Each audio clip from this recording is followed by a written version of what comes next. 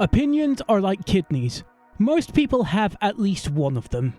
And today I'm going to be kicking the beehive again with some more Overwatch opinions. Why am I doing this? Boredom mostly. Also, I have some points I didn't cover in the last video that I wish to expel from my system, so here we are. Our first topic on this list is cooperation with your supports. Look, I know I mentioned this in the previous video, but it's just as pertinent now as it was back then.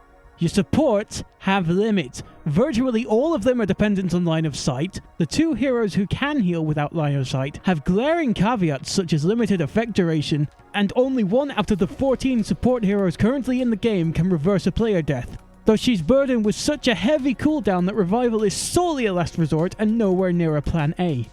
Supports cannot choose favourites. They have the whole team to consider, and if you keep feeding yourself to the grinder or running away and forcing a choice between yourself and the team, the choice will always be the team. So the next time you want to complain about a lack of heals, consider your relative footing to your allies and maybe just shut up. Sorry for getting animated, but this is a lesson people seem particularly desperate to ignore, and thus I have a particular need to get loud about it. This video's next subject is team compositions. Now look, I know I'm one to talk given that I now exclusively play casual and only ever deviate for arcade mode, but I'm speaking anyway because this is my video. Can we use some thought when it comes to team structures? I'm all for experimentation, and I know unconventional team structures can win, but it's all too often that I see my own team become some absurdity because a couple of players are stubborn about their hero choices and it costs us the whole game. I'm not saying any format should be mandatory or that there's some miracle composition that wins every time, but rollouts should be a little more than just, I want to play X at any cost, or, but what if 6 damage? If a structure is clearly failing to the point that it's dumb luck if your team actually gets out of spawn or manages to stumble near to the objective, at least entertain the idea of changing some element within your composition. Third item on the agenda is Blizzard World, but to explain my gripes with this, we must first discuss Suravasa. Stick with me, it's all related. Picture a map that is too open for any meaningful team fights, has a high penalty for any setbacks, somehow always causes the teams to fall apart, and seldom sees any match turnarounds.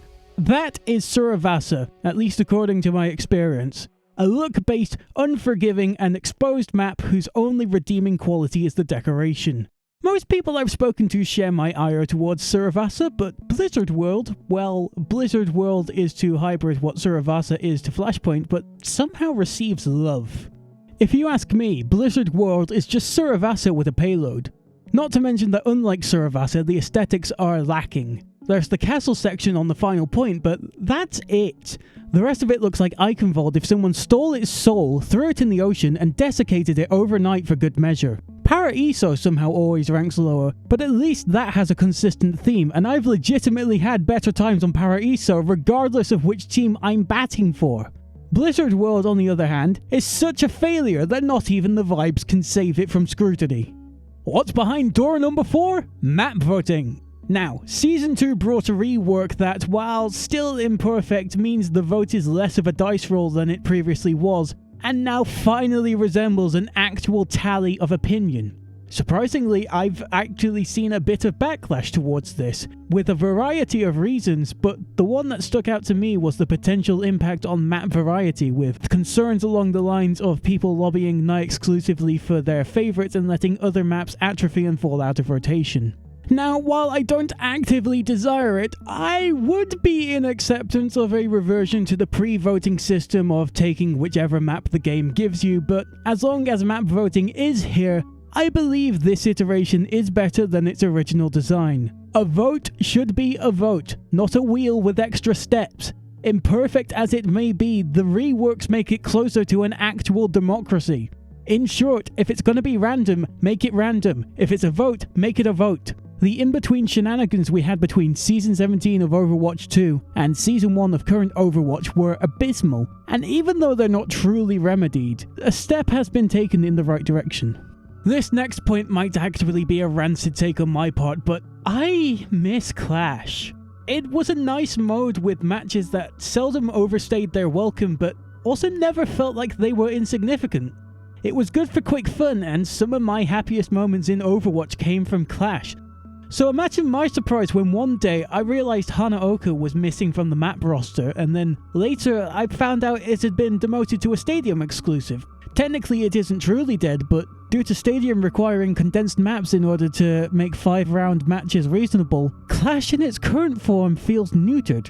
I hope Clash makes a full-time return in the latest season. The last thing I want to discuss today is Antarctic Peninsula. Now, when the original Antarctic Peninsula existed, I didn't have strong feelings. I never thought of it as bad, but I also wasn't actively hoping for it either. It was a case of not knowing what I had until it was gone, and I was saddened to learn it had been removed from rotation. Naturally, you can imagine my excitement when news circulated of a revived Antarctic Peninsula. When I heard that a rework was attached to this imminent reintroduction, I had my concerns, but now that the map has arrived, I'm happy to see it. These changes have really elevated Peninsula's status and the satisfaction from playing on it. And with improvements being both functional and aesthetic, you'd best believe that I'm always hoping it will appear in the map votes. That is all I have in today's installment, but should more thoughts arise, I will eventually share them here. I'll be seeing you all in the next video. Until then, stay safe.